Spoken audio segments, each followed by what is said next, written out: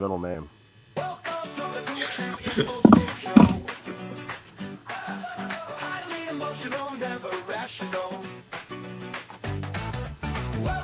the new Champions post-game show. Thanks for stopping by. Hate to see you go. Welcome to the post-game show. Welcome to the post-game show.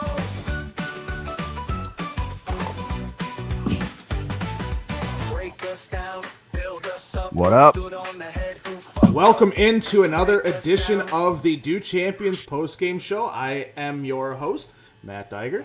As always, to my left or right, or however you're looking at the camera tonight, is Student Body Right. And we have our social media manager on with us tonight, Don. Don, welcome in tonight. How are you tonight? I've been in a lot worse situations, but the Bills won, so Yeah. we're here. That's All the right. most important part. It was it's kind of a somber way to intro a win, a divisional win. Right? I mean, they're never easy in the division, but 14-game favorites, it's just... Yeah, you hear it. And the Buffalo Bills did secure a 24-21 victory over the New England Patriots today at Highmark Stadium. That extends, actually, guys, the home win streak to 10 games and improving the ultimate record to 12-3. The Patriots did start off strong, leading 14-0 at the half with some pretty on a rope throws from Drake May and running back Ramondre Stevenson. However, the second half kind of saw a shift as the Bills capitalized kind of on three crucial turnovers by the Patriots, and that yielded 10 points. I'd say probably one of the pivotal moments there is when quarterback Teron Johnson, he got in the end zone on a fumble recovery where it seemed like Greg Rousseau was kind of caught in the quicksand. And additionally, one of the better ones was James Cook contributing that 46-yard rip-off. And what we always say is when number 70, Alec Anderson, checks into the game, good things happen. Patriots managed a late-game touchdown that kind of did affect a little bit of the gambling lines, even though we're 14-point favorites. That drops their record to 3-12. This, even though the division's already clinched, this still puts the Bills in top contention for the AFC. With the Kansas City Chiefs up by 2 games with 2 divisional games remaining. I threw it right to Matt. Matt, hip check me. What was the peak in the pit? What was the peak that secured this this divisional win for the Buffalo Bills? And what was the pit that you were left with that, hey, man, that can't happen again? Yeah, I mean, like we talked about on Friday night, the biggest thing that we talked about as being the pit is the time advantage for the Patriots if they were going to play that. That's one of the things I said. Time of possession. Field of position, time of possession type game. Because they were up 21 minutes going, with almost 2 minutes left in the half. It did even out after the start of, after the end of the game. It was only about 2 minutes difference. 30-57 for the Patriots. 29-03 for the Bills. But so it did end up turning back around. But I mean, that was definitely the pit of my stomach that was worrying me throughout the game. The peak of the defense. The defense after they stepped up. With the two fumble recoveries. And then the interception by Cam Lewis. Those are definitely the pits or the peaks in my book. And absolutely, John, I'm going to swing it to you. What is the peak of performance that secured today's win, and what was the pit of your stomach that you're left with that, man, we cannot do that again? Yeah, man, so I got my peak. It's got to be just the offensive line the second half of the game, right? Actually, it's really from the second quarter on. That big James Cook's touchdown, shout out Alec Anderson, right? I think they just set the tone from there. They were able to move the ball even when Josh was clearly off all day. And Pitt, man, it's got to be Kiara Elam, right? He got picked on all day. It started with Spector, right? They were going after Spector hard to start the game. And you could tell that the absence of Rasul Douglas was missed today for sure, right? Kiara's struggled all day. Multiple penalties. And you are struggling as well with that pronunciation. It's actually Kaiir Elam. So I'm going to swing to myself. The peak in the pit for me. The peak is, man, I got to pat myself on the back. Matt, I'll do it real quick for you. Just want to hit me with a real quick pat on the back? Just pat me on the back real quick. Yeah. Thank you. I put out a tweet, and it largely was ignored, especially from other media outlets and stuff like that. Cover one. cover one dog, cover one spy, cover one hole, cover one rat. All of it. Hey, I'm not doing this for my health, guys. Nailed it all day. So pat myself on the back. Part 2, pat myself on the back. My pit of the game was going to be time of possession. Matt, we talked about it on Friday. I told everyone, time of possession is going to lose this game, right? Those are the two. So my peak was, thought we played cover one okay. I think there's absolutely no reason that Balin Spectrum, if he's hurt, needs to, I think it was Pat Moran who tweeted it out. If Dorian Williams has an arm, he should be playing over Balin Spector. Now, I know that's a harsh critique, but, that first ball with Kyer, not Kyer's fault. I mean, that's a Drake May, like, how much more perfect do you want it? That the ball's there, and then after that, two PIs in the red zone. He did suffer a PI last year. Versus the Steelers, and he came back resiliently by picking a ball off. Today, you suffer PI, followed by a PI. Think that nets it out. Kyer, you got to clean it up as a press man corner. He is known as a press man corner. And in a cover one scheme, that's what you're going to get a lot. You're going to get the hole open. You saw him pick him. When Kyer's getting picked on, he was getting picked on man-to-man. Let's keep it moving. Matt, you'll know. If the man-to-man outpost was outside the hashes when he was getting picked on, okay? They weren't. It wasn't funnel plays between the nickel and the mic. So it wasn't any hole stuff. It wasn't any straight rat stuff. It was straight. They were picking on him outside the hashes. Matt, your thoughts on what I just brought up with Kyer? Yeah, I mean, as far as Kyer goes, there was the one in the end zone I thought was a little ticky-tack as far as the pass interference. Baited him a little bit. Kendrick Bourne did grab around him, and they did, the back judge called it. But, I mean, so there's really nothing you can do about that, but you got to get your head around as Kyer Elam, if he turns his head around in any way, shape, or form on that, I don't think they're calling that. The one with Keyshawn Booty, the one that kept the drive alive for the Patriots there, it was a little bit of, he did grab him around his shoulders, but what are you going to do? I mean, you're trying to play as harsh defense as you possibly can. As aggressively as you possibly can, especially when you're playing press. Exactly. So, I mean, I did like the way that Kyer was playing aggressively today. It did get the best of him today because he did take some of those penalties, but I'd rather have my press man corner in those situations playing Josh more Norman. aggressive. Correct. Well, what are options? We're going to sign Josh Norman. And somebody was like, someone on Twitter today, I kind of want to add him a little bit. Like, someone's like, cut Kyer. He's on fucking third-year rookie deal. He's making like $2 million this year. Like, keep it moving, man. People have bad games, and he hasn't seen a ton of the field. And people call me a Kyer stan. Yeah, I am a Kyer stan. He does. He's easy. Last week, right? He's easy to root for. He's absolutely easy to root for, and unfortunately, some of those plays didn't go his way, and I'm not blind to it. But my fandom and my friendship is not blind to those things that are happening. But it's okay for the Patriots to pick on him unjustly. It didn't work out. I just don't see how Bill's Twitter picks on him. After a great game last week, there's some duality in up and down games, and that's what we're left to deal with. And it didn't cost us the game. It could have.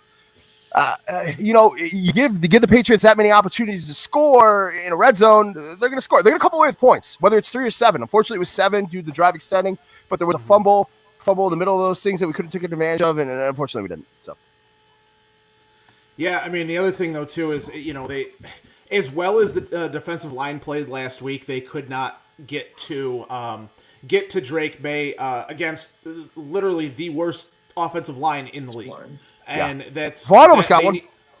He almost got 3. Nice spin move. But almost doesn't count. Right. Almost only counts in horseshoes and hand grenades, right? So real quickly, I do want to get to the cavernous drive of the game here real quick. I'm going to use the one coming out of the half. It was James Cook touchdown, 46-yard ripper. 9 plays, 68 yards, 519. It's actually not the run. It's the one where Josh threw it over the linebacker right into his hands. That started out with James Cook run, Josh Allen short pass to Keon Coleman, James Cook run, Josh Allen short pass, Josh we don't have to incomplete pass. Josh, I'm just hold on. At this point, they let him roll. Just let him cook. That's basically what it's coming down to. I did like to see the direct snap to James Cook. It almost did work. He had the hole, but the linebacker filled it. I think it was Mapu filled the hole very, very well there. Coming back around. So I mean, that was the cavernous drive of the game was coming out of the third quarter or coming out of the second quarter out of half and tying the game with a Josh Allen and James Cook pass. Matt, who else are we sponsored by, and who can we thank for a great week on the network? So Ilya Apollo's 3785 South Park Avenue, Blaisdell, New York 14219. W.GG, the official energy drink of Dew Champions. FanDuel, the official sports book of Dew Champions. Beauty pools, kayak pools, Fat Boy Surf Club, Sons of Erie, Lardon Construction, and then Ultra Grounds, Mackenzie Tree Farm. Yep. There you go. Those are the other ones. Jake, we touched on what Matt just said. Don. Jeez, Don. Jeez. Wow. Well, at least I got the pronunciation of Mapu right, because the reason I did is because we actually had his agent on Friday, Matt Gloss. If you guys haven't checked that out, check it out. Mapu comes up with a pretty strong performance, and Matt Gloss boneheaded play on that interception, but you know. Yep. He does. What did you see from the strengths out of the Patriots today? Because Matt, or Jake or Don or Mapu, we do have to see them again in 2 weeks to round out the season, and that will be at Gillette Patriots Stadium. What did you see out of the Patriots, and what do you think we can kind of learn from a little bit after just seeing that narrow 3-point win? Go ahead. I think, first of all, it's got to be the defensive line, right? Like, you're going up against an offensive line that's given up 45 sacks this season. Yeah. We got no pressure. We had to blitz. I'm waiting for the numbers to come out, but I mean, if it was up to me, we blitzed. It felt like every other play today, right? We were run blitzing. We were blitzing on passing downs. Yep. You saw a ton of cover one dog. So if you don't get to that quarterback, Matt, cover one dog. If you don't get to that quarterback, if you don't get that pressure, like Don just said, you're in a world of hurt. You're putting your corners in undue stress, and you're praying that your linebackers are playing good funnel coverage between the nickel and whoever you choose to bring, the balance set linebacker. What do you think you could learn from Matt? I'll pose you the same question I posed to Don. I think what you can learn is you got to play. They got to play a little bit more, zone coverage. I didn't like how much man that they were in. Being down Rasul Douglas, being down DeMar Hamlin, being down Taylor Rapp, being down Matt Milano. Yes, I know Kyer Elam is your press man corner in those situations, but let's go to our guys' strengths. Again, Christian Benford is very good in both press man and zone, but when they're attacking everything else besides Benford, you gotta kind of lean into your strengths a little bit, even if you leave him on an island by himself over there and play zone. Yeah, we did disguise in that cover one, Robert. We did disguise a lot of cover two, but we could obviously say, as I did put it in the pregame, that it was going to be a strictly cover one game.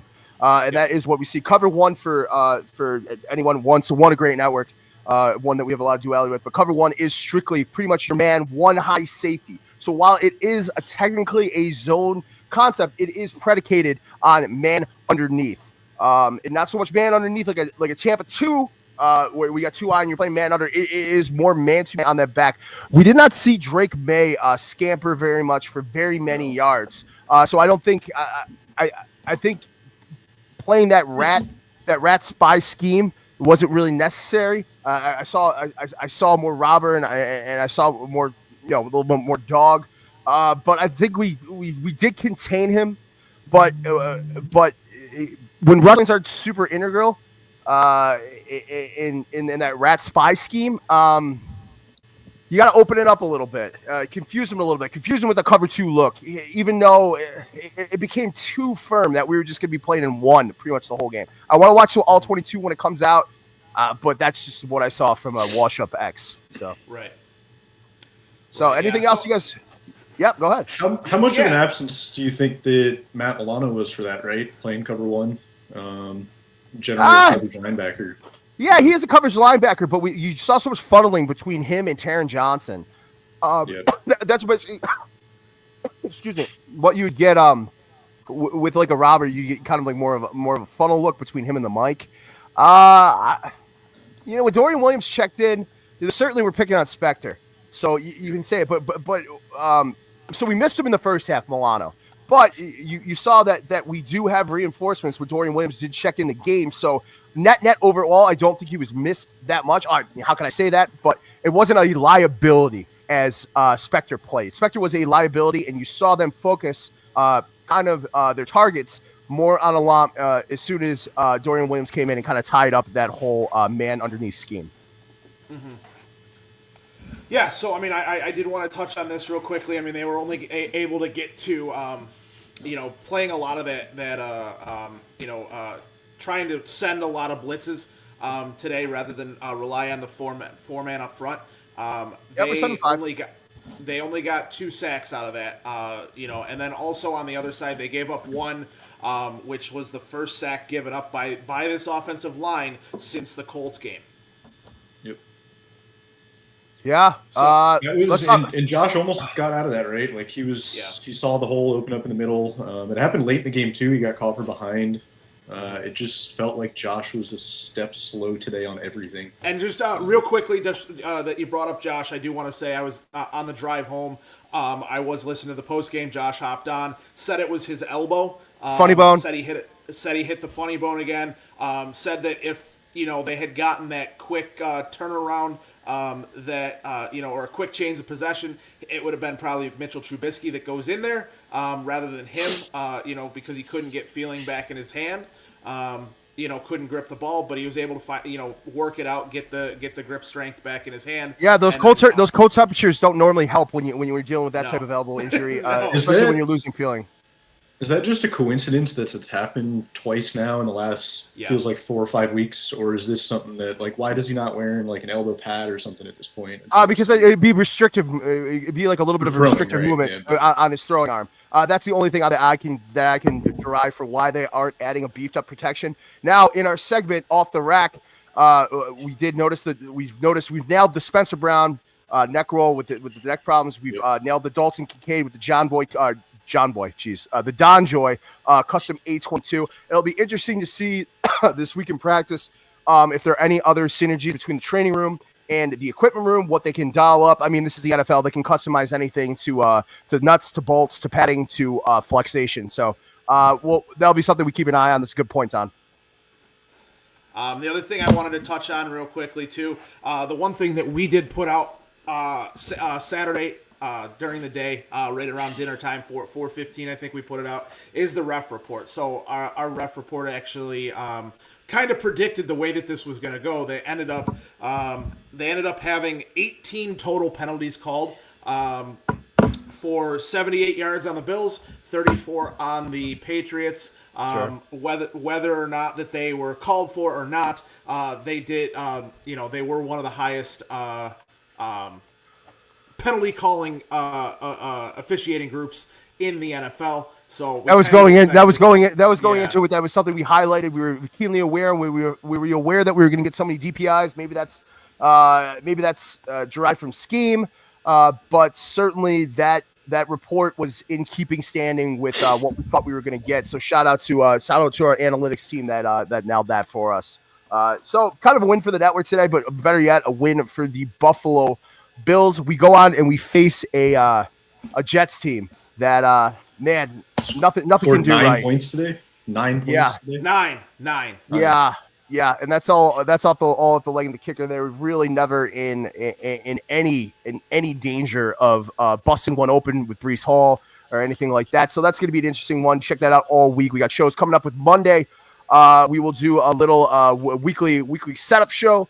We will have Do Otis on with Matt and I. We got Tuesday.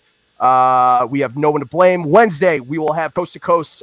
Is Beyond back this week, or is it just going to be Whittle? I think it's just going to be Whittle. I'm not 100% sure. So check him out, Whittle at Whittle2K. Thursday, we're coming up. I will come in for just a little State of the Union with the Sabres game. Friday, you have the Third Manageable podcast. We will be doing it, me and Maddie and I. We got a special guest lined up for you to be disclosed this week. Nothing but illustrious guests. Saturday, the Hockey Hotline. As well as the Buffalo Blueprint, and Sunday, No One to Blame with all three of our All-Stars. If they get out of bed, Neffy, Kevin, and Jake. So for myself, Great game today. A win's a win is a win. Shout out Alec Anderson one more time, as I said on Friday. Good things happen when number 70 checks in the game. I hope we get healthy on the offensive line. We have been most of the year, but it's nice to know that our sixth dedicated offensive lineman is on the field when we want to get big, and he's on the field when his number is called due to injury. So shout out Alec Anderson. Who's your player of the game? I'm going to go with AA for me. Matt, player of the game. Player of the game for me is going to be James Cook. Over almost 150 yards from scrimmage, and 2 touchdowns, one receiving, 1 rushing, 14 touchdowns on the year, which is actually 3rd best overall in a Bills season for him. And from there, that's my player of the game. Hey, Don, throwing it to you. Who'd you got for your player of the game for this? Yeah, throw a little curveball at you guys here, right? I actually was impressed with Tyler Bass today, right? His kicks were right down the middle. It's really good to see that heading into the postseason, especially the season he's had. Absolutely. Yeah, 50-yarder, that was a big kick, right? That was what ended up being the point differential. So absolutely, Matt, it's everything you need. And nothing you don't. Hey, Jake, good to be seen. Don. Good to be seen, gentlemen. That was a good joke. It was a good joke. Hey, good thing you win, guys. Go Bills. Go Bills.